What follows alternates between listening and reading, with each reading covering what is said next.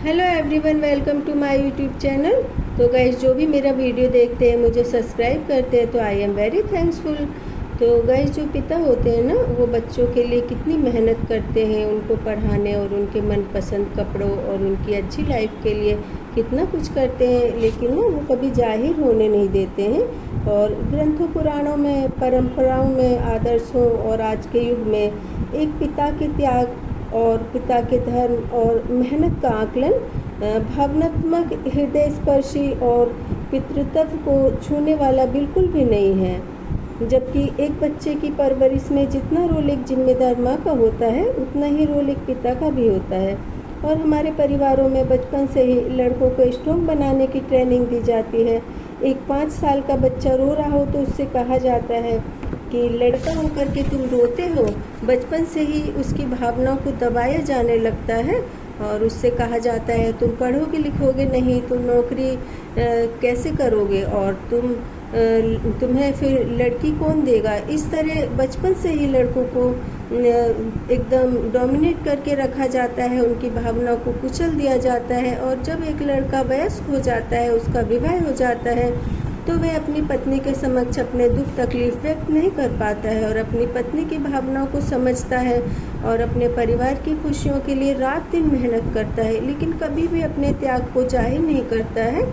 और जिस दिन उसे यह खुशखबरी मिलती है कि वह एक पिता बनने वाला है, तो उसकी जिम्मेदारी और ज़्यादा बढ़ जाती है। और एक लड़का जो कि शाम होते ही दोस्तों के साथ घूमने निकल जाता था, बढ़िया बढ़िया कपड़े पहनता था, वही लड़का एक पति फिर पिता बनने के बाद अपने सारे शौक, अपने परिवार की खुशियों पर न्यौछावर कर देता है।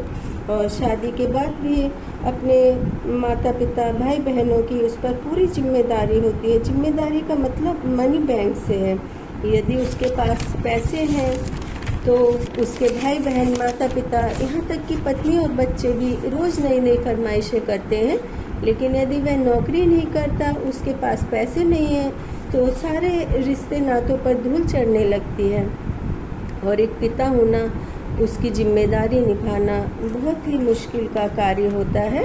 और बच्चों की जिम्मेदारी, घर परिवार की जिम्मेदारी निभाते निभाते खुद को मेंटेन करना एक पिता भूल जाता है, क्योंकि यदि वह खुद को मेंटेन करेगा, अपने खुद पर ही ध्यान देगा, तो बच्चों की सुख सुविधाएं और उनको सुखद भविष्य कैसे प्रदान कर पाएगा। बच्चों की परवरिश में, उनके भविष्य को बनाने में एक पिता का बहुत बड़ा योगदान होता है। और आजकल ना साइबर क्राइम बहुत ज़्यादा बढ़ रहा है। कई सारे व्यक्ति साइबर क्राइम और ब्लैकमेलिंग का शिकार हो रहे हैं। यदि कोई व्यक्ति इस तरह का साइबर क्राइम या ब्लैकमेलिंग का शिकार हो जाता है, तो खुद को अपराधी समझने लगता है। और साइबर क्राइम करने वाले इतने शातिर होते हैं कि आप बिल्कुल इनोसेंट हैं, फिर भी वह आपको 100% अपराधी सिद्ध कर देते हैं। ऐसी स्थिति में बच्चे और पत्नी दोनों ही उसको अपराधी मान लेते हैं। ऐसी स्थिति में व्यक्ति या तो डिप्रेशन में चला जाता है या फिर अपनी जीवन लीला समाप्त कर देता है। तो मैं यहाँ पर यह कहना चाहूँगी कि जब भी कोई व्यक्ति इस तरह की ब्लैकमेलिंग का शिकार होता है ना, तो उसके बच्चों और पत्नी को उसका पूरा सपोर्ट करना चाहिए। पूरे परिवार के सपोर्ट से सारे साक्ष्यों को इकट्ठे करके पुलिस के सामने पेश करना चाहिए। और एक पिता अपने बच्चों की नज़रों में इससे इनोसेंट साबित हो जाएगा, क्योंकि बच्चों का पिता के लिए फ़र्ज बनता है कि वो अपने पिता के इमोशंस को समझें, उनको सपोर्ट करें और अपने पिता को एहसास कराएं कि हमारे लिए हमारी माँ की तरह आप भी बहुत ज़रूरी हैं। और अपने पिता के जन्मदिन, फादर्स डे पर उन्हें गिफ्ट दें और उनके लिए सुंदर सा ग्रीटिंग बनाएं। इससे एक पिता और बच्चों में अच्छी बॉन्डिंग बनी रहती है। और एक पिता गरीब या अमीर कभी नहीं होता है, वह सिर्फ एक पिता होता है। और एक पिता होना अपने आप में संपूर्ण होता है।